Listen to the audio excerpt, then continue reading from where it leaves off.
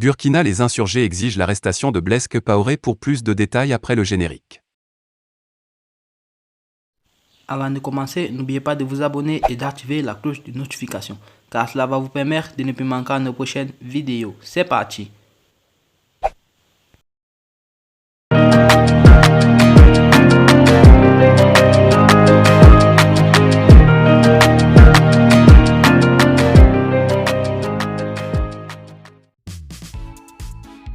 La rencontre entre le président du Faso Paul-Henri Damiba et ses prédécesseurs Jean-Baptiste Ouédraogo et Blaise Compaoré vise à remettre en cause, par les manœuvres politiciennes et, s'il le faut, par la violence brute, les décisions de justice contre Blaise Compaoré et les poursuites contre son petit frère François Compaoré en vue de leur assurer une impunité totale. C'est ce que pense la coordination des comités de défense et d'approfondissement des acquis de l'insurrection populaire, CEDEP, de la ville de Ouagadougou.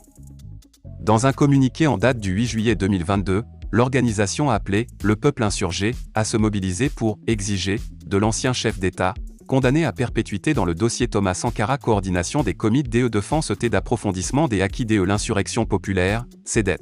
La ville de Ouagadougou. Déclaration sur la rencontre entre le lieutenant-colonel Paul-Henri Sandaogo Damiba, président de la transition, et les anciens chefs d'État, le 8 juillet 2022.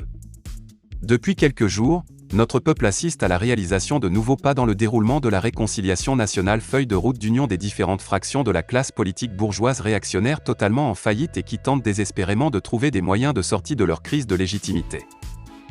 Ce fut d'abord une rencontre aussi surprenante relevant d'une mise en scène ridicule entre le président Paul-Henri Sandaogo Damiba et deux anciens présidents Roch-Marc Christian Kabore, jusqu'alors en résidence surveillée, et Jean-Baptiste Ouédraogo, tenu le 21 juin 2022, considéré par le MPSR et ses alliés comme un pas vers la réconciliation nationale selon la presse.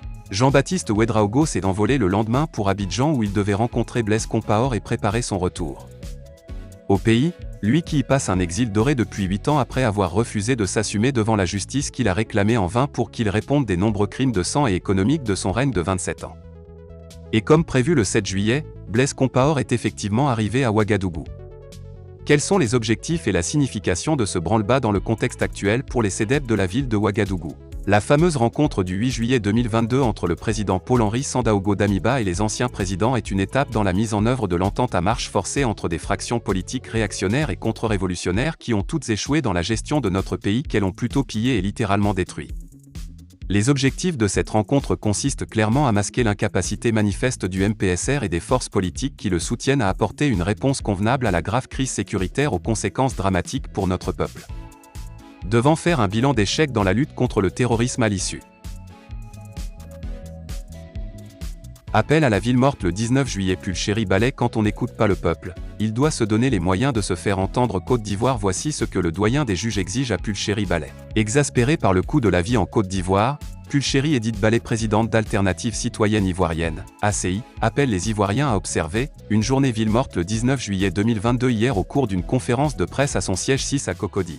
L'actrice de la société civile s'est adressée à ses concitoyens et concitoyennes. L'essentiel aujourd'hui, c'est de dire aux Ivoiriens et Ivoiriennes que le règne par la terreur a eu raison de leurs droits et qu'il est impératif de se lever pour manifester pacifiquement et nous faire respecter des gouvernants. Nous avons des droits et nous devons les défendre. Levons-nous pour dire non à l'oppression sous toutes ses formes. Levons-nous pour dire non à la cherté de la vie.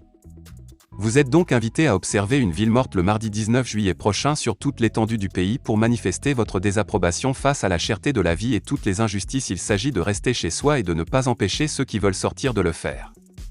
Le plus important est de constater une baisse d'activité et du trafic, a-t-elle expliqué, tout en souhaitant que personne ne se mette en retrait de cet appel. La cherté de la vie et tout ce qui est social n'ont pas de coloration ethnique, religieuse ou politique. Chacun doit faire sa part pour que nous entrions dans nos droits. Fiers Ivoiriens, le pays nous appelle. Je suis en train de faire ma part, fais la tienne, car seule la solidarité nous donnera la victoire sur l'oppression, a-t-elle insisté. L'ancienne pensionnaire de la maison d'arrêt et de correction d'Abidjan Maka a commencé son adresse par dresser les raisons qui motivent cet appel vibrant à la ville morte le 19 juillet. Les Ivoiriens sont soumis à toutes sortes de pressions, dont une cherté de la vie généralisée qui va du coût des loyers au coût du cube Maggi, en passant par le coût du carburant, des matériaux de construction et des produits de grande consommation. Le gouvernement a pris des mesures qui sont inopérantes et les populations continuent de subir les augmentations des prix. Au-delà de la flambée des prix, nous sommes oppressés par une mauvaise gouvernance et des injustices qui se manifestent par les faits ci-dessous, a-t-elle laissé entendre. Pulchéry Ballet demande au gouvernement de ne pas tout justifier par la crise ukrainienne. Par exemple, déplore-t-elle, le coût du péage routier n'a rien à voir avec la crise en Ukraine. C'est une question de volonté politique. Quand on n'écoute pas le peuple, il doit pouvoir se donner les moyens pour se faire entendre, a-t-elle averti.